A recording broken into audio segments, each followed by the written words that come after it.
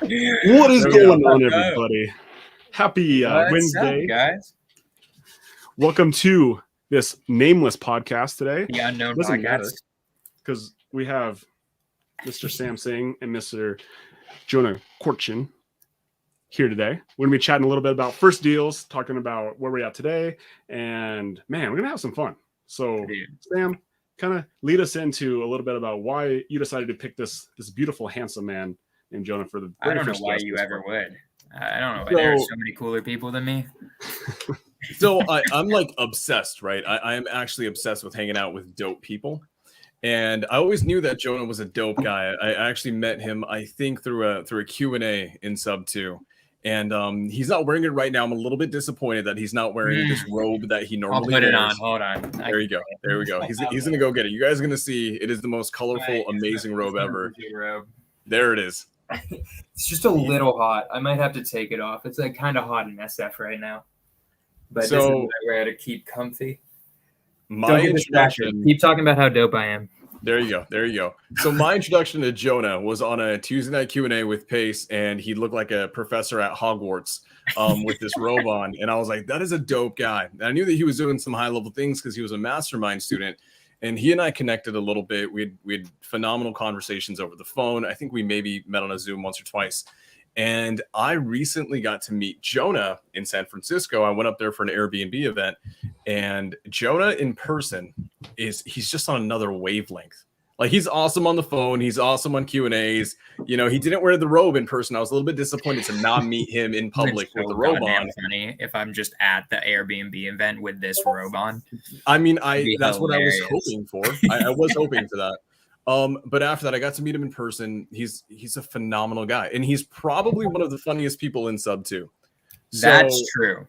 That is goddamn true. That's what I'm gunning for. I'm not gunning for the most money. I'm gunning for the most hilarious. I love that. So after that, I was adamant that we had to get Jonah on the podcast. I had to share this space with him. So I want Logan. I mean, you're a guy that, you know, you're a good friend of mine. And I'm like, Logan needs to meet the funniest person in Subto. We've met before. We went to the same Mastermind. Exactly. I didn't know that. See, I'm not a Mastermind student. I know. Now we're educating Sam. Yeah, I'm a noob, right? That's what it is. I'm not I haven't attained that level yet. I haven't evolved and be a Mastermind student yet. So for me, it's just like, oh, okay, these two guys would meet. And of course they know each other. Of course they're best friends. But regardless, I'm happy we're here. That's awesome. Hilarious. So Jonah, everyone out there is like, okay, the guy's a Mastermind student making money. We'll talk about how much money you make right now. But how'd you get into it? Like, what is your did you just have money? Did you just were you just born with this game of being able to talk to sellers and get deals and buy properties? You were that was probably just given to you, right? No, definitely not. It definitely was not given. Really? Tell us how you started. We're curious now. So I have always had an entrepreneurial spirit. It's been in me for a really long time. Like, I remember in college, I was scalping tickets. I was selling Lyft. I was not like you downloading Lyft, but like being a Lyft driver. Like, back in the day, they'd pay you like $500 per Lyft driver that you signed up. Nice. So I had like mini side hustles since college for sure. And then after that, I have two sides to me. And this is honestly why I love real estate so much, is because they merge the two sides really well together. I have this side that's like, I really want to help people. I really love doing that. When I graduated college, I actually initially went into the Peace Corps, which is like the exact opposite on the money side, right? You're like literally the most broke person possible. More like Jonah's a beyond below the poverty line, right? But I wanted to do that for a bunch of different reasons. I wanted to learn Spanish and all this other stuff. But I, for a while, kind of had this mindset issue where it's like, okay, how do I merge doing dope things for humanity with my urge to make money? I had both of these urges inside of me. Like, there's the urge of like, I want to be financially successful. And then also I really want to help people. And I hadn't seen a way I could do that until after the Peace Corps, which for a while I was like a little bit dizzy. Like I was kind of very lost right when I came back. I like initially started looking for jobs, right? Just because like I was like, man, I don't know how I can start a business. I don't know what business. I know myself, I'm not creating an iPhone. I just know it. I'm actually know that I'm not creative. I'm very hardworking and I'm a good entrepreneur, but there's a difference to creativity that I just know I don't have. But anywho, so I was searching for some jobs for a while, and then I finally landed one, and it was they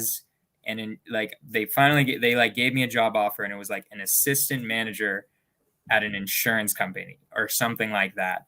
And I remember like they gave me it. I like started driving home, and I remember literally thinking to myself, like, it can't end like this. This is not how my life is going to end as an insurance salesman right now, right? Like I immediately, at like that point, it kind of clicked. Like I had to figure something out. So I started doing like research into stocks. I started studying Warren Buffett for like a couple of months, and that was cool, but that didn't get like my helping side in there enough.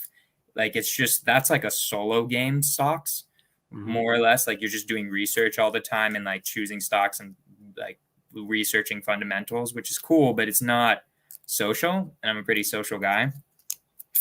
And then right before the pandemic, I went to this real estate meetup in San Francisco.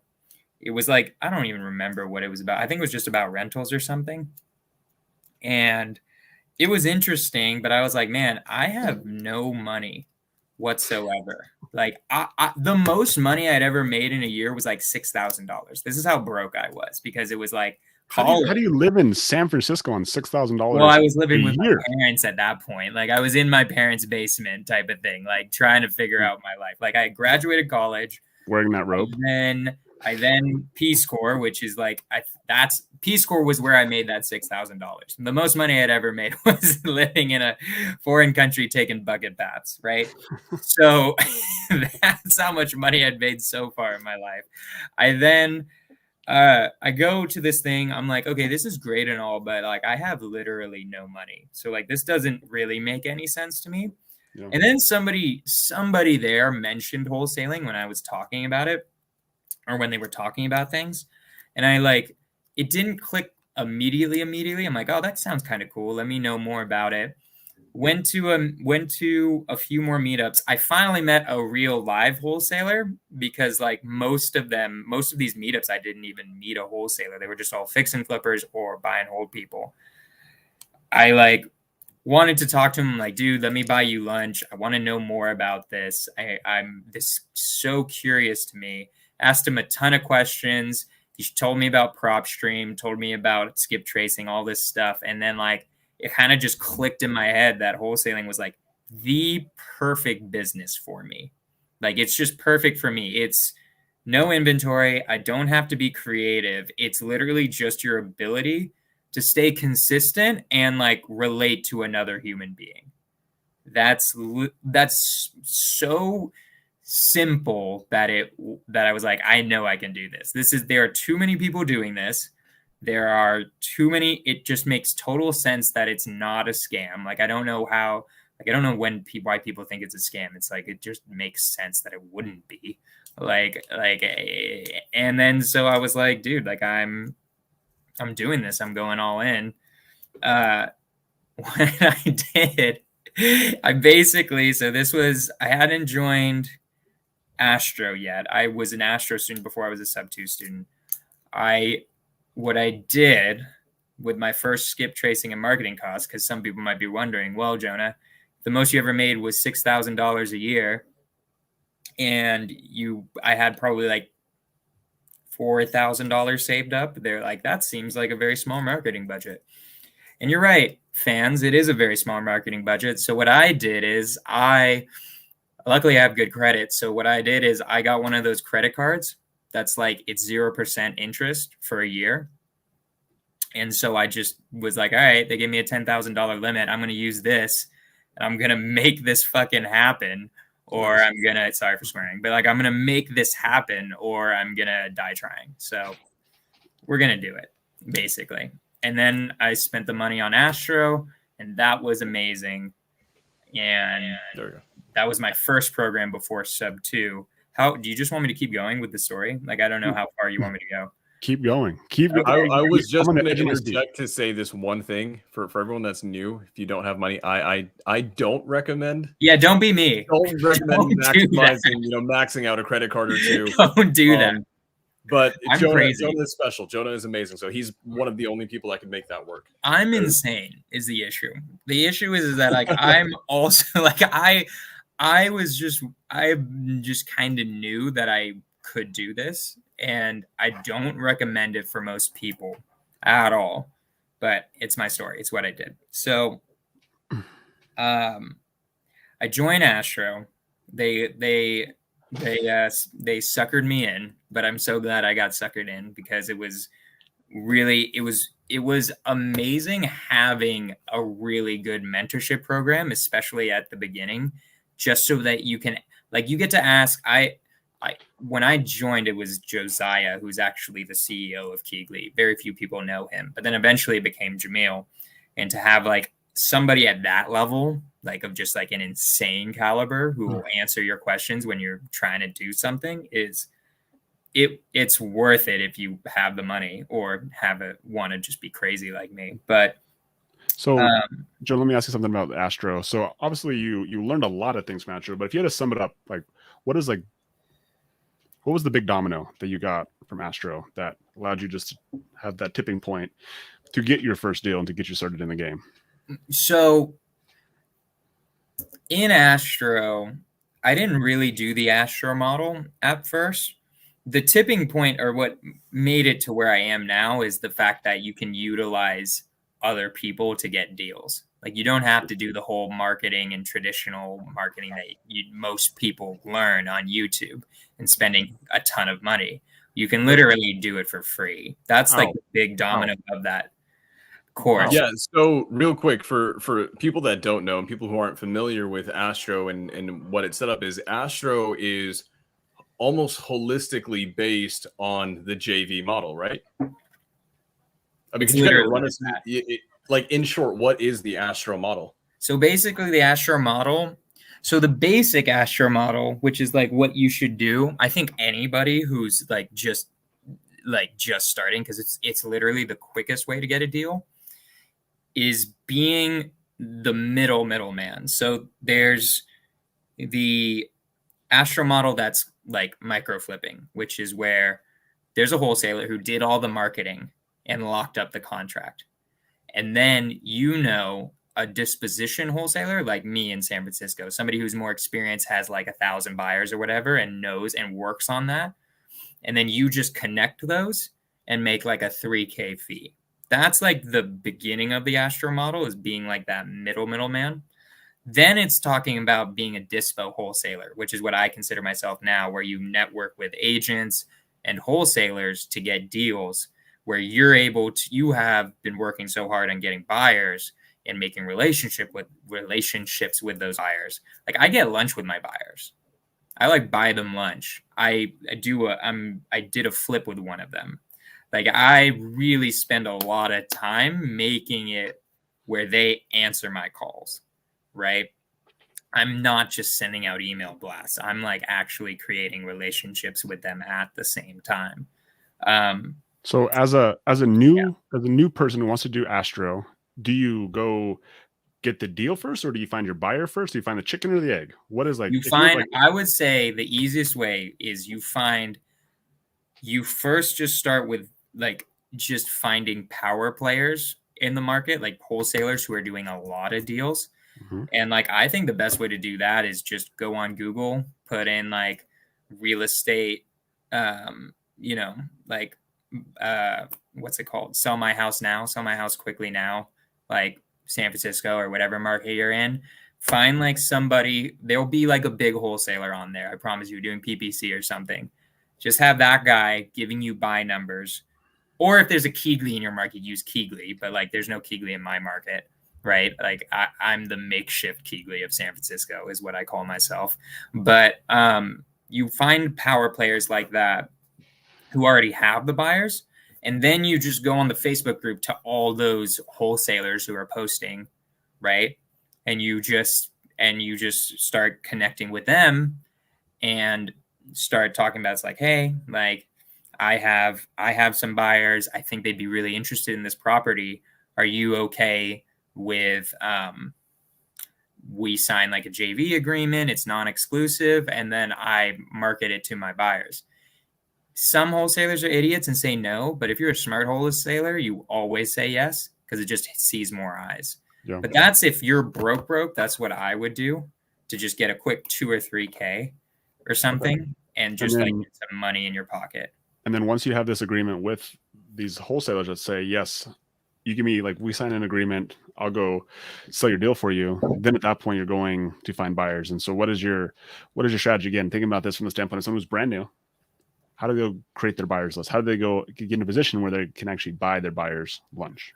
So best way, in my opinion, to start is just Facebook posts, Craigslist ads, to doing what I was talking about, just Googling, because you'll get buyers that way too. Googling like sell my house fast, or, like forgetting right now. I could look. There's like a bunch of like catchphrases you could say, like, I need to sell my house fast, or like real estate investors, San Francisco. Like there's so many different things you can. We buy homes. That's the one. We buy homes fast. That's the one that really will get a lot.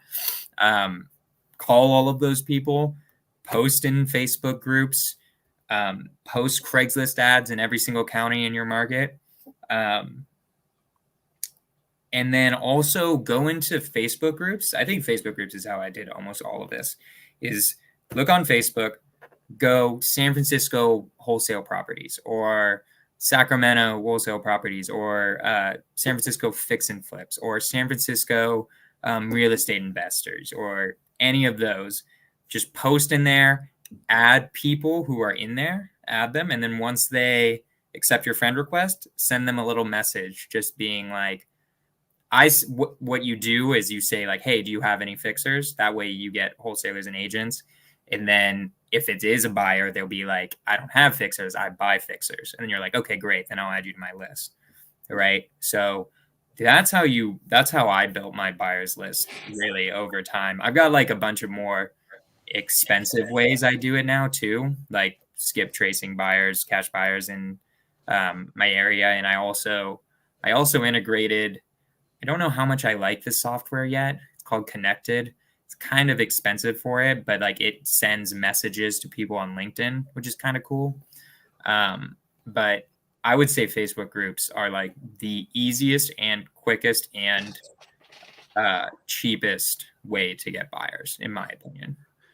And so I wanted to hit on something, just kind of backtracking a little bit, something that you mentioned, and you talked about how you are basically positioning yourself to be the middleman, right? The middleman is the wholesaler traditionally, right? Yeah. It's the seller, the end buyer, and the middleman is the wholesaler. And then what you're really doing is you're coming across a little bit right after the wholesaler being the middleman to the middleman, right? And it's something that you mentioned, something that we talk about in Subto quite a bit. And he talks about getting more eyes on the deal. And here's a tremendous value add, because that wholesaler who has a deal, he may only have a few deals. He may not be super experienced. He may not have a ton of buyers. And Logan, I don't know if you know this, but this is something that I quickly learned in Subto. And the 2 reasons that deals don't sell, number 1 is almost always it's either a bad deal, it's going to be a bad deal, or 2, there's not enough eyes on it. And that's where the middleman shows up. Exactly. Amazing. I love that. I mean, that's like the secret answer right there. That's your value add. That's the positioning of the middleman. I love that. Okay. It's so untapped also. Like people don't realize that like there are so many people hitting up these sellers, but there's very few people in comparison. It's starting to become more popular because people are knowing more about Keegley and their strategy and stuff. And there's more like community building with like Subto and Astro of like learning like, oh, this is a method where you can like really like bring value by like being the disposition guy instead of necessarily the acquisition guy. But there's way less there are like 3 other people I know in the Bay Area who are around as good as me as like a disposition wholesaler, while I know like tons who are acquisition wholesalers, I would say. So it's like, it's just way less competition. And also, once you've built it, what's crazy is once you've closed deals, once you've proven yourself, which might take a year or two, people just send me deals now. I like, what you usually have to do at the beginning is follow up. But eventually you have those relationships. And like, I got a call today from like an agent who really knows me well. And like, I don't think I've closed a deal with him yet, but he just likes me. And he was just like, Jonah, I got one for you. And I haven't hit him up in a while. Like, he's been kind of like in my database, but it's been a while. And I think it's going to be a solid deal. So like, it's cool in that way, in the sense that it's it's like constantly flowing, and it's like a channel that never really leaves until they quit real estate. Dude, so much value you just gave. Like, everyone who's listening to, like, Jonah just told you how to get a deal with no money and literally not even leaving your freaking computer. For all you little nerds there behind your computer who are scared to go talk to people, you don't have to talk to people. You just have to use your little fingers, right? Like, it's that easy. You make money. Like, you don't have to go like you have to in this situation, you have to like pull a list. You have to talk to a freaking seller over and over again. No. Dude, that was amazing. Like, if you guys just got value from that, like, let us know. I don't know if you're watching this on YouTube or Facebook, but wherever you're watching this, like, come on, like, give Jonah some love for that. Like, that was freaking amazing. Seriously, it's a good business model. Honestly, I think and you'll evolve into what you like too, right? Like, yeah, I like going back a little bit. Evolution. Talk about this evolution. So talking back to my story a little bit. So I joined Astro. I am stubborn. I'm a very stubborn human being. So like, I kind of wanted to do both that and direct to seller at the same time, because I am naturally salesy. So I was like, I think I could do direct to seller as well, because I'm so dope that I can do everything all at once, right? Which is not the attitude you want. I think focus is super important.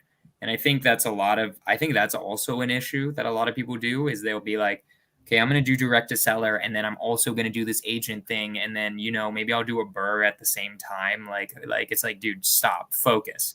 Like, focus on something. If it's going to be agents, do agents. If it's going to be direct to seller, do direct to seller. If it's the Lanza method, do the Lanza. Like, whatever it is you're doing to get deals, stick to it and just do it consistently.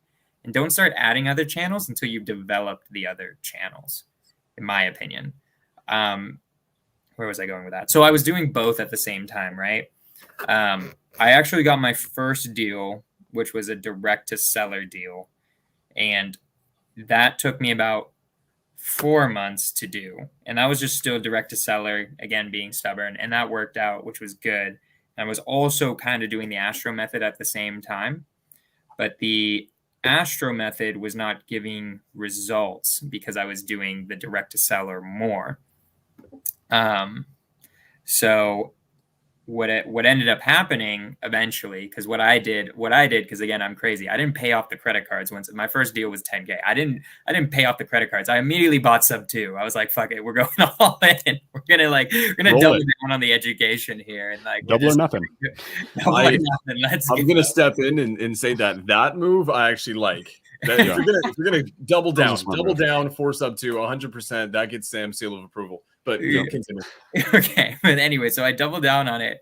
Meet pace. It was pretty dope. This thing, it's too hot in SF right now. But I doubled down on that, which was dope. And I started learning creative finance really early, which was really cool. And I kept doing direct to seller marketing. But because I was doing both kind of half-assed, in my opinion, it took me another 8 months to get my next deal. And I think it was kind of the universe, because what was happening is instead of cold calling sellers every day for 4 hours, I'd cold call for 1 hour. and then I would do agents for 2 hours, and then I would do, an appointment. Like everything was cut in half on both strategies. So eventually I'm starting to get nervous because I've doubled down like quite a bit at this point. And I'm like, dude, I'm spending way too much on marketing. I need to focus. I'm going to focus on the one that's cheaper, which for me was Astro. Astro is like the cheaper method. Obviously, you learn Lonza method and stuff like that, but I kind of already I started in Astro first. So my business was more set up for Astro, honestly, than it was for Subto stuff. So I just was like, dude, I'm cutting off the direct to seller marketing. We're switching fully into the Astro model. And then I got a deal in like 2 weeks because I focused. Instead of like 50 agents, it was 200 agents a day, which quadrupled the quickness of me being able to get a deal. So, I mean, talking about that, right? I mean, I think there's so much value in that. And in the investor space, there's so many opportunities, right? Like there's cold calling, there's hiring VAs, there's SMS, PPC, Facebook, there's agent reach out, right? Which is what you're primarily talking about right now. And the reality with new people is they're always looking for the next kind of wave to ride on, and they don't stay on that wave long enough for it to actually, bear the fruit. So for you, you had, what was it, 8 months? You said it was 8 months of going without getting another deal. And then the second 6 or 8 months, 6 to 8 months without, going and trying these things, not getting a deal. And the second that you decided, so within 2 weeks of you deciding to singularly focus, it just was like that. Immediately. Which I don't believe in God necessarily. I believe in like the universe. And that immediately was like, all right, that's a sign. That's been what it's been. I needed to wait for was like a little click like that. So I just knew it's like, okay, I got to focus. Okay. So, I mean, let's talk about this a little bit, right? Because everyone knows about cold calling and hiring VAs and texting. Subto kind of really put driving for dollars at the forefront with our challenge. But not a lot of people really focus on agent outreach. So can you kind of give us like a quick breakdown on what that looks like? So it's interesting. It's a very different strategy than direct to seller, honestly. Like it's dealing with, and here's why. How I describe it is a seller is there's like this is gonna get like there's some like I think it was like a Confucian saying or something where it's like you can't fill a bowl that already has water in it. That's an agent. Like an agent already has a very specific idea of how things should go. While what's cool is a seller doesn't necessarily, and they're more like willing to listen to ideas, and they have more of that like beginner mindset is what I call it, where like they don't know, but they're like interested in hearing things like creative financing, interested in like, like creative solutions you can come up with. And like I have a line that I use with direct to sellers that makes them totally cool with assignments where they like just could care less. While like agents have all these preconceptions of like, they have preconceptions about wholesalers. They have preconceptions about everything that's supposed to happen in a transaction, that is the hard part, in my opinion. That's the part that's hard to overcome. Give us an example of a situation where you had to reshape the concrete brain of an agent. I mean, it happens all the time. Like basically what will happen is I get a property under contract. I put in there an assignment clause. It literally says like this contract is assignable and you can't do anything about it in legalese, more or less. Mm-hmm. And then we get that signed. I do my email blast, and then immediately an agent is like calling me super mad. Like, what are you doing? Like, are you wholesaling this? And I'm like, actually, and then what you do, this is just a solution to that. Because what happens is humans, when somebody's mad at them, especially when you're new, you have no idea what you're doing, right? Like you like kind of curl up and you're like, oh my God, I'm so sorry. Like, you've never done a deal. Like you don't have that confidence that you need to have. And what you need to say is, yeah, actually, this is one of our exit strategies because we're real estate investors and we're in the business of making money. So we explore every single avenue. We explore wholesaling, we explore fix and flipping, and we explore buy and hold. And in fact, I put it in my contract that this is assignable. So I don't really understand. It sounds like you're angry, but honestly, this is exactly what was put in the contract. And you just say it like outright. You are the captain now once you have the purchase contract, like that from that movie. Like, you are the one in control. Agent thinks they're in control, but they're not. They're representing you. They work for you once the purchase contract is signed. So it's just a bit of a different game, in my opinion, that like you kind of have to learn the rules of. That's different than direct to seller. Obviously, so I kind of forgot what the question was. I forgot where I was going with that. But that's like a difference in it. That's like one situation that happens all the time. Yeah, that's awesome. So give us kind of the evolution. So we're talking about agent outreach, right? And talked about how you just had to educate the agent, and they're essentially that they're a little bit more brick brained, where a seller, they're what I call bubblegum brain, right? Like they're willing to let new things go in, where agents are just like, no, I already know what I know, and you're not going to tell me anything. I have a license to prove it. Right. And so you did a good job of explaining the difference between like using a agent outreach model versus going direct to seller. So tell us a little bit about how your business has evolved from doing the very first deal where you did direct to seller, and then you transitioned into doing the JV model with agent outreach, and then kind of tell us a little bit about, do you work with other, so now you're working with other wholesalers, you're just doing this, like what does your business look like today as we sit in these chairs? So my main business model is still agent outreach. It's agent outreach and wholesalers that I've made connections with in the Bay Area. The other side of my business is a bit of the Lonza method, which for people who don't know, the Lonza method is basically helping wholesalers everywhere do creative deals and do direct to seller. Because I still did 8 months of cold calling. So like, I know how to talk to a seller pretty gosh darn well. And I've asked Pace a bajillion questions about creative financing. So I can do that pretty well too. Yeah.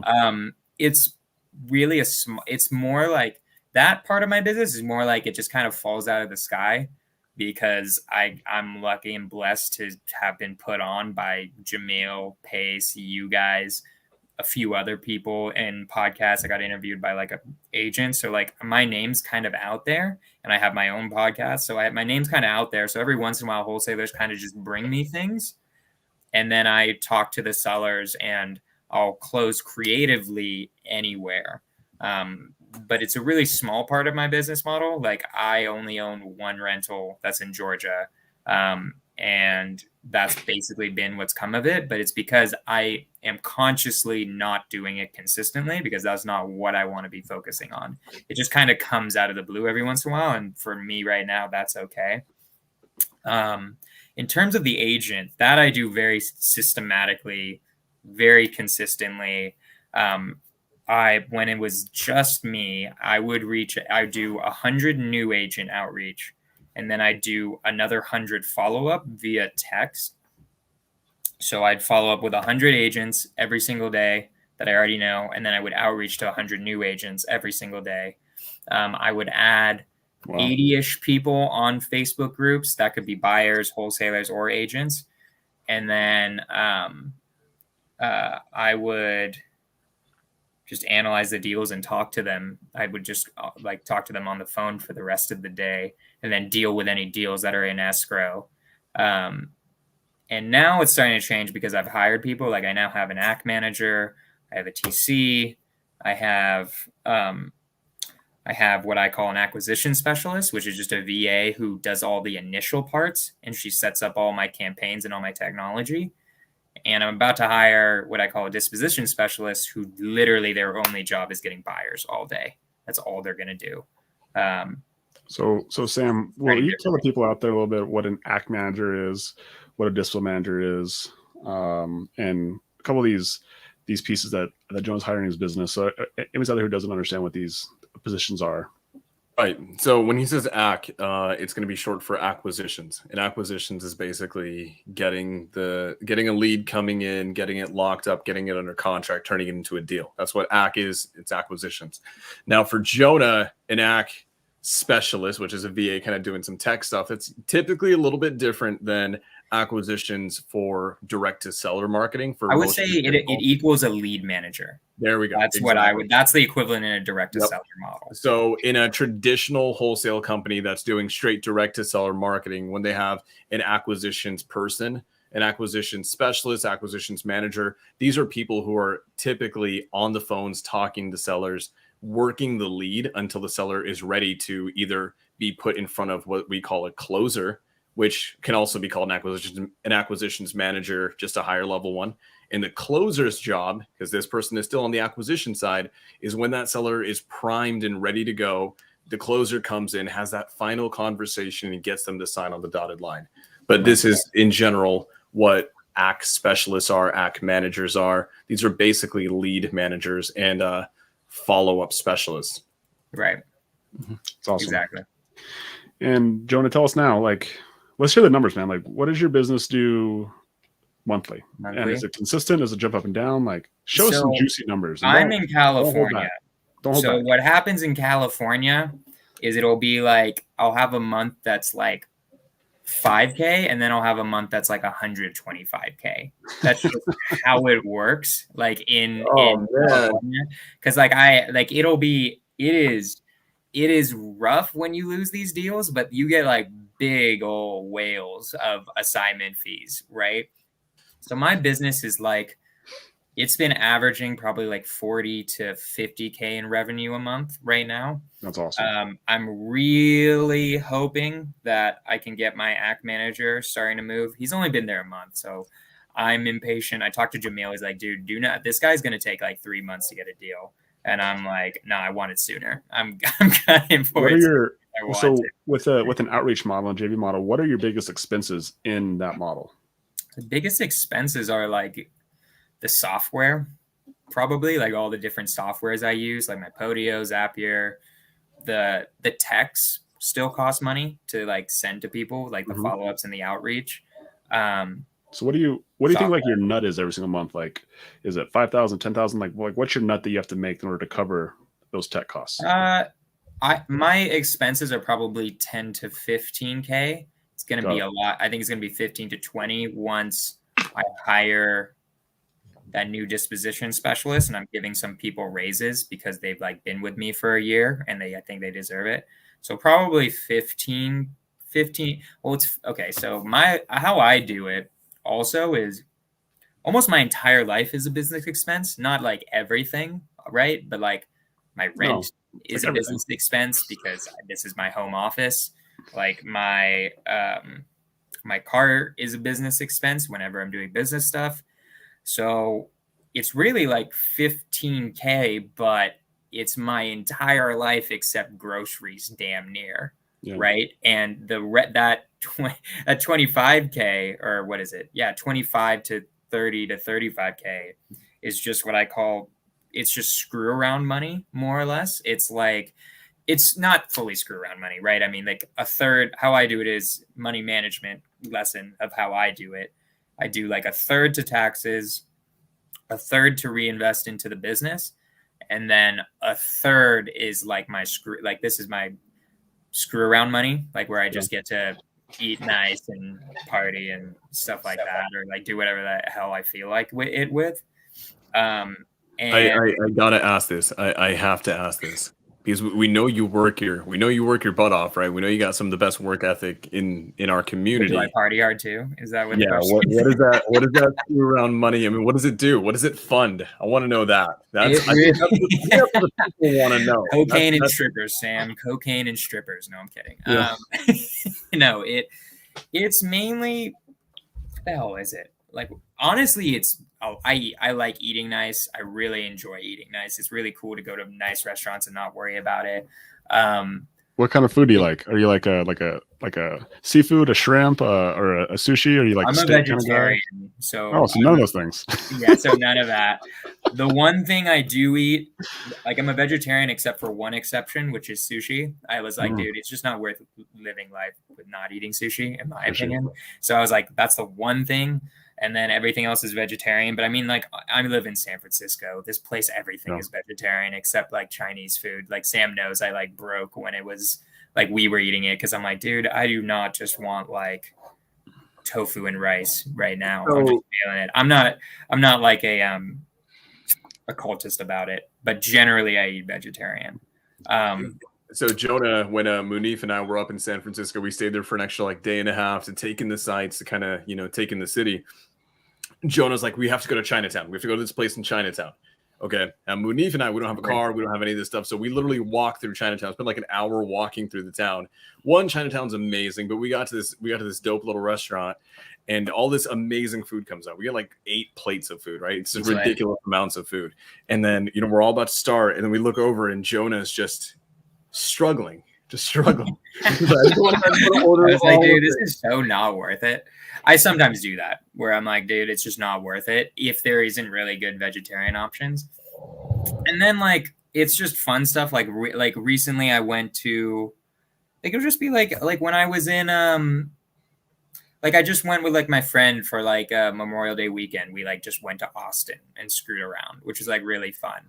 Like I'm able to buy anything within reason, which is like cool.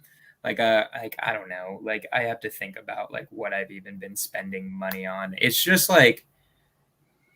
my like, honestly, you know what it really is? It's my security blanket of like knowing what I love about the past year is like I don't even really need to look at the credit card. Like for me now, like I know I'm not spending a ridiculous amount of money. It's not like there's $10,000 on there. It's always like between 2 and 4 or something like that. But to know that like I can do it and like I don't feel anxious about it, that's what I really like about it. Is it buys me that. It buys me like not being anxious about my expenses. And it like buys me like I can like buy drinks at a bar, which is like super expensive here, or I can like buy like I can like treat everyone to dinner or like whatever. Like it's usually stuff like that I spend most of my money on.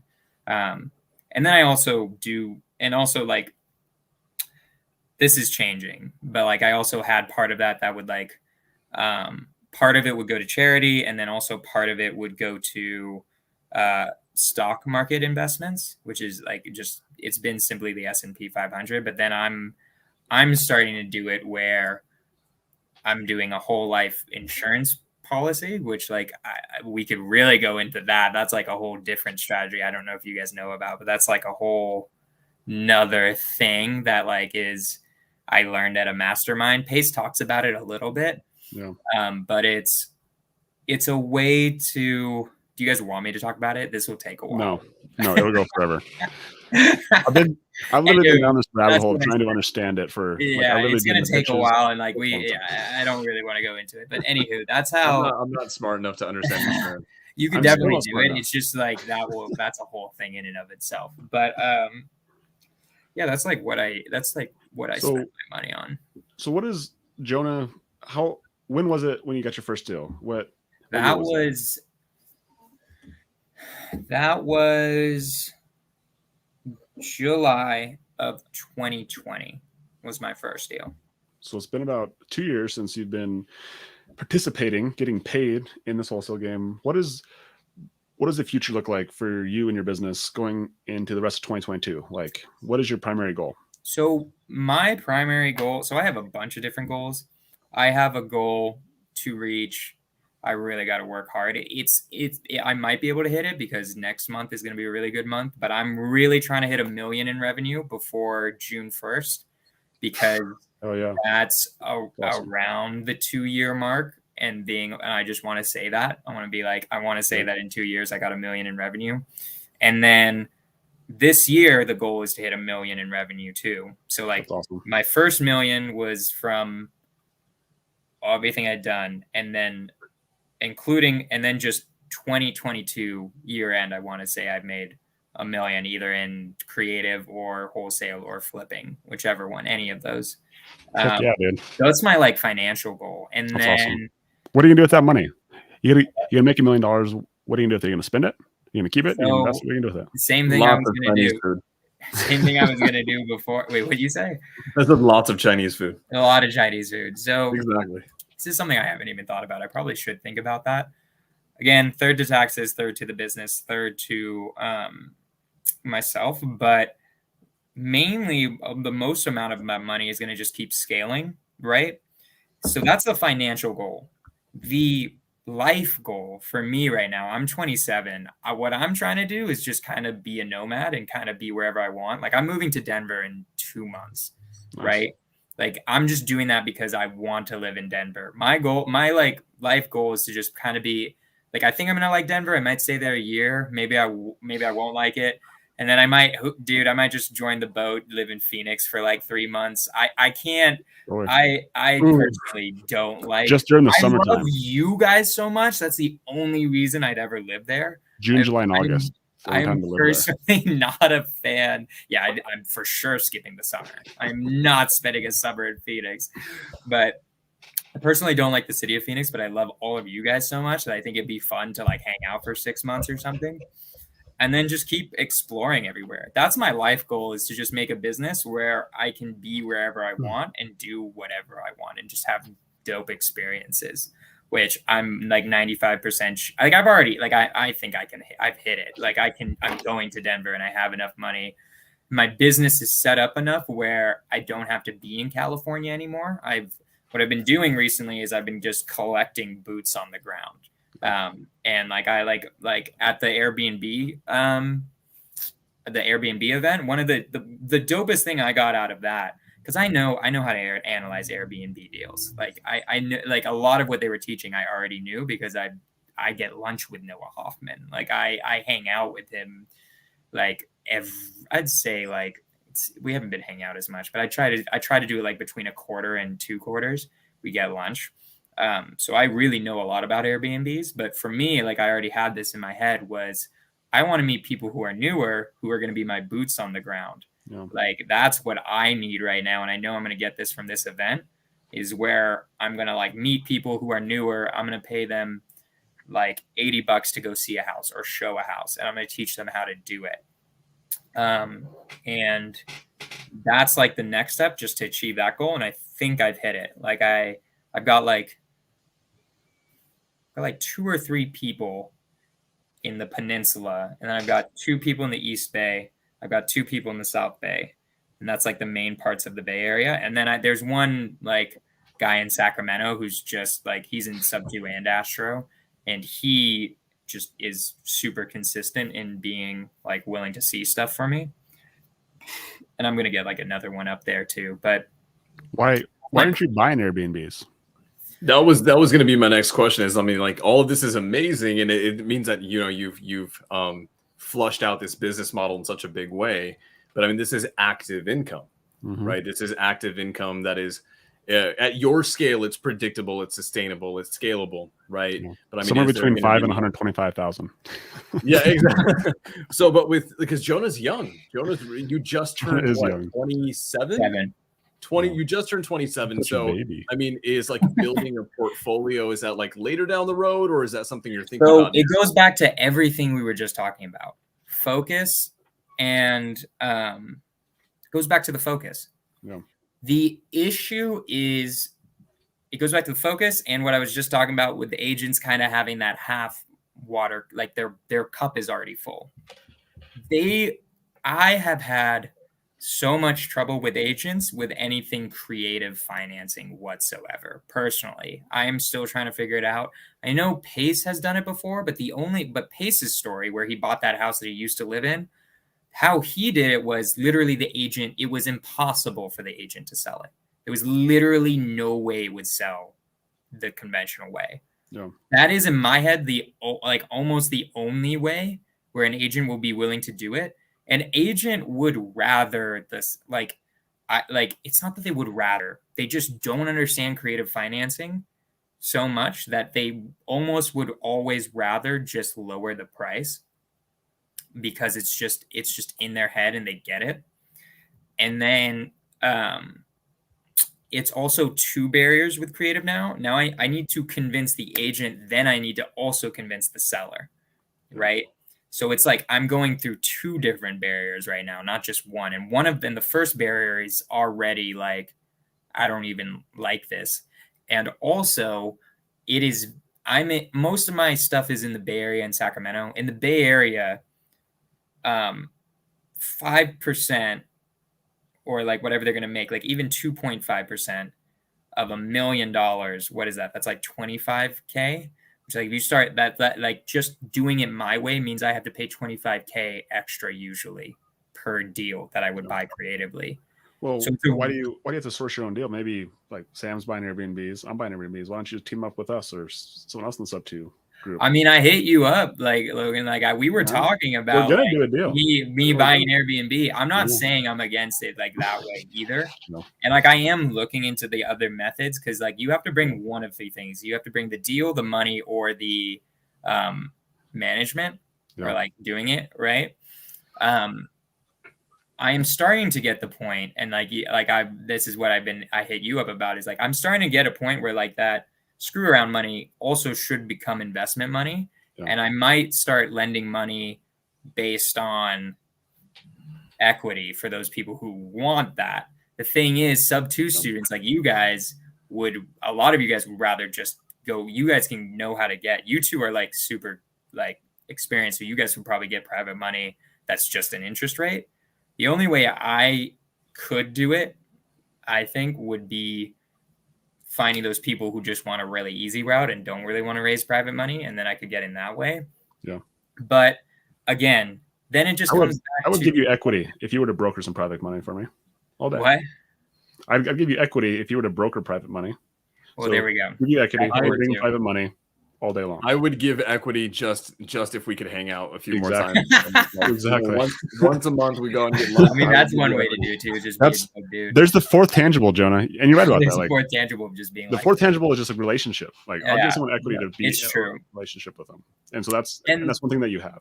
And that's what like I'm talking about in the sense of I still have that part that's like falling out of the sky. Like I'll get things that could be deals. And I'm like, it's not like I'm not talking to sellers right now. I am. But again, it's two parts. That first part is it's really hard with agents. And then the second part is focus. To me, and because I just learned this lesson so hard, is like I really want the agents developed first. So in my head, how I want it is I want 2 acquisition managers that are actually bringing in at least a deal a month, one in Sacramento, one in the Bay Area.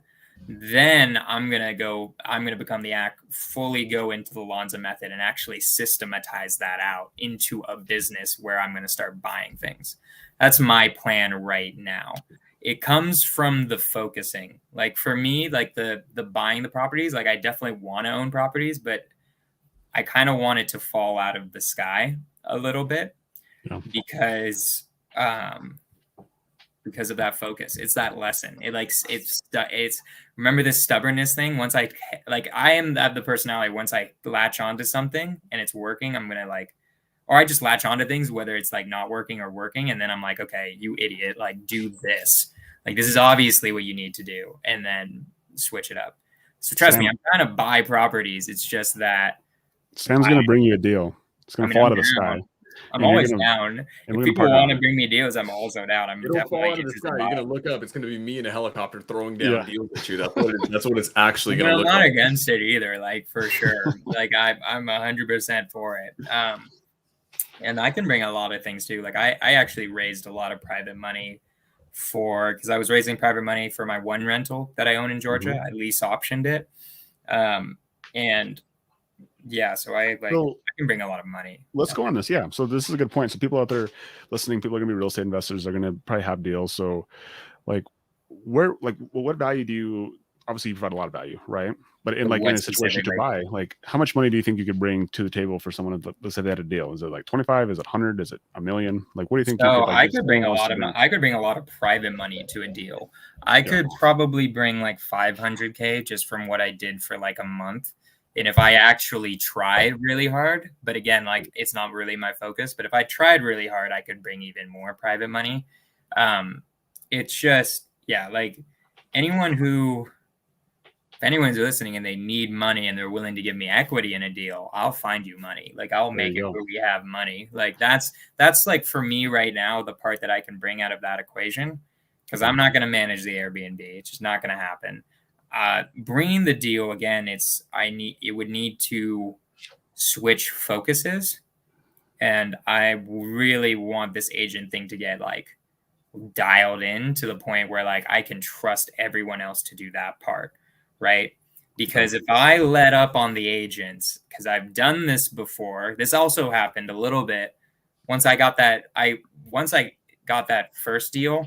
Honestly, it wasn't just one deal, like 3 other deals hit the next month after that, right? Once I started focusing on it.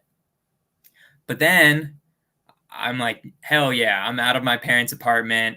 I'm in this dope apartment. Like I'm actually by myself. I'm finally. What do you pay for rent in that San Francisco apartment? It's not it's like I got a crazy good deal because it was like right at the 10,000 for 1,000 square feet. No, not even close. It's not that crazy. I pay like 1,625, something like that. But I have a roommate, so we split like 3,250. But this apartment was like 5,000 before the pandemic. The pandemic just made rents drop here because everybody in tech was like, "Why would I live here when I can live anywhere?" But anyway,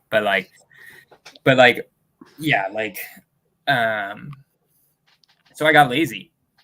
I like let off the brake because I was like, I'm doing good. Let's chill for a second. And then it dried up for like a month. I'm like, okay, I can't chill. I'm never letting this stop. And I'm not at the point where I can confidently trust my act manager to keep it going and keep the money coming in. Because, I don't know. It's like my philosophy. I mean, I know you, I know Sam, for instance. I mean, you're just doing crazy stuff and like just doing all sorts of nutty things. You're doing agent outreach. You're like gonna do agent outreach and doing direct to seller and doing the Lonza method. I do very little. He's totally lying. I do nothing at all. That's not true. I'm having him and Faisal on my podcast tomorrow, and it's they're when you guys gave me your bios, I'm like, shit. Like I'm doing worse than that. Sam's just here because he's pretty. That's one. Yeah, that's true. It is my only value. I call Sam. Sam is the second most attractive guy in Subto. I'm sorry, Luciano beats you. He's the one guy who beats you. Luciano is good looking. That dude is. I was like, damn, he's a model. I thought you were gonna say Pace. Pace is also attractive, but like Pace is attractive. That guy's got too much going for him. I don't want to compliment that guy. He's rich. He's good looking. He's got a beautiful family. He's such a giver. Like too beautiful, inside and out. Right. But Luciano is amazing. So I met Luciano in Phoenix, right? Just not to go off on this too much, but Luciano in person is an amazing dude. We connected deeper on a phone call maybe a week or 2 ago. Just a phenomenal human being. So yes, he's also extremely handsome. So Subto's there's something in the water at Subto, man. I think there is. It may be a Phoenix thing. I don't know. Maybe if I move to Phoenix, that's how you become more attractive. I'm not sure yet. So quick side tangent is Noah lives in San Francisco. Why is he trying to get you to move to Phoenix? He doesn't even live there. Yeah, I didn't understand that either. Trying to get Sam to move to Phoenix. And it's like, that was hilarious though.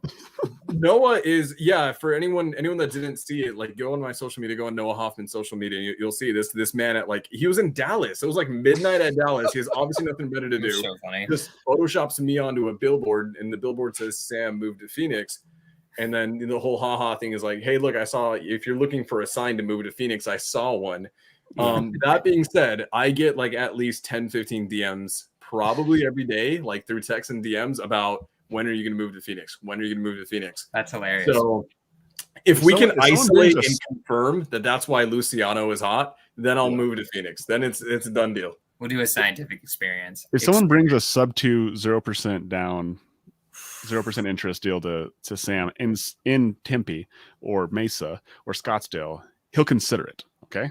Until then, quit asking. Bring the deal. Exactly. I love it.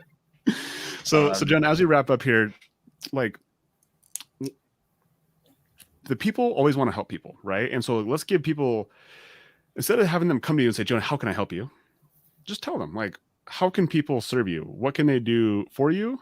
In perfect situation, someone reaches out, how do they do it? So how they should reach me is at the Scorch. So it's TheSkorch. That's Instagram. And then you can also reach me on my phone number, which is 510-726-8684. That's like my CRM number, which lets me take notes about whatever we're talking about. That's not creepy. That's what? What'd you say? So that's not creepy. Yeah, I mean, whatever. People have to deal with it. Like it's how I can take notes about the deals we're talking about. Because if you text my personal number, I tried this for a while. And I'm like, dude, I have no idea what's happening here. Like this is just not efficient. What I need, if anybody in the Bay Area or Sacramento is watching this and you're willing to be boots on the ground, I would be incredibly grateful. That is like my number one thing, because like I said, personal goal is being able to not be here. Other than that, honestly, like I really just want to be brought leads. Like I said, I like how I get those out of the sky creative finance deals every once in a while is literally just me doing social stuff and then people being like, dude, can you help me close this deal? I'm like, sure, bro. Like I'll do that. Like I'll talk to the seller and stuff like that. So I'd say leads, that I'll never turn away private money. Never. Like it's always a good thing. But I'd say those as a wholesaler, those are like the three things that I think I need right now. If you're wanting to wait for it, I'm planning in August to hire that second acquisitions manager. So if you're willing to wait for it, that could be cool too. I take money. I'll give you my mailing address. You can just send me money. I don't know. Awesome. Venmo's fine, right? Venmo. Exactly. Anonymous Venmos. I did this training Zoom, and we'll start wrapping it here. But I did this training Zoom the other day. It was like a 2-3 hour training Zoom for new students on how to get plugged into an established real estate business. And for people who are on the newer side, right? They're on the newer side. They maybe don't have a giant budget. They need to learn from someone who's experienced. Your business model is basically throwing typical lead generation out the door, right? It's a lean model in that sense. They can learn how to do something that's very unique, because not a lot of people in Subto are doing Realtor Reachout. And out of the people who are, I think you blow them out of the water. I think there's no one that comes close. So if they can plug in with you, provide value by being boots on the ground and just doing little auxiliary things like that, maybe coming on as an act manager when the time's right, they can learn how to do an extremely lean niche model that's also high performing. Yeah, like 100%. I'm going to take your advice too. We had a phone call about this where I'm soon going to set up a thing where I'm going to teach people. Like I'm going to be like, dude, I'm just going to open up all my systems. I'm going to show you exactly how I do this. I'm just going to do a Zoom, put it on there. Exactly how I outreach to realtors, what programs I use. The only reason why I'm not doing it right now is I'm switching CRMs. So it's going to be very different than what I've been doing, because my current CRM is kind of screwing up once I started adding people other than me. It's a great solopreneur software, but it's really screwing me for adding people. It like keeps switching my numbers, which is super annoying. But yeah, so I'm going to do that. I'm going to just keep giving value. And yeah, if people want to send me deals, that'd be dope, because I could use some depreciation. That would be nice. I'm in California. I'm probably paying 50% in taxes if I had to give a guess. You use a nice little tax write-off. Right? Yeah, that would be nice to have a bit more tax write-off. Jonah, dude, thank you so much for giving us and the people out there an hour of your time and sharing your wisdom and your story of where you are, where you came from, where you are, and even where you're going. It's cool. We really appreciate all the little insights, all the little nuggets. There's so many nuggets in here. Sam, dude, thank you for asking amazing questions. And this is episode 1, guys. Like this is episode 1. And Jonah, I'm gonna make you commit right now. Will you be back on this podcast once either you make $1 million in your business or $1 million in the year, or we get to, I don't know, let's say episode 100. How about that? Like, if we don't have you back on by episode 100, or you don't make $1 million, something went wrong. Or just have me on next week, I could just be the guest always. No, of course. I'll come on whenever you guys need me to or want me to. I'm down. I would absolutely love that, Jonah, dude. I mean, this is episode 1. This is huge for me and for Logan, for us coming together in this way, and having a dope guest like you is massive. So, dude, thank you for honoring us in being our first guest. I can't wait to have you back again, man. Next week, the week after too. It's whenever. You guys got to come up with a name, though. That's more important than you think. Yeah. People constantly are telling me like you did it like on our group text. You're like, dude, I'm gonna scorch you if you don't have a good story. Like people like make jokes. That's all from my podcast and like my Instagram stories talking about it. So it's you guys need to come up with a name. That's like we'll figure it out. We'll like I don't know, man. We'll let the people figure it out. Yeah, let the people vote. Yeah, exactly. Love it. Awesome. Well, Jonah, appreciate you so much. Sam, appreciate you, my friend. Happy Wednesday. Thank you all for being on episode 1. We'll be back next week with a special guest. Hell yeah. It was fun. All right. Bye, guys.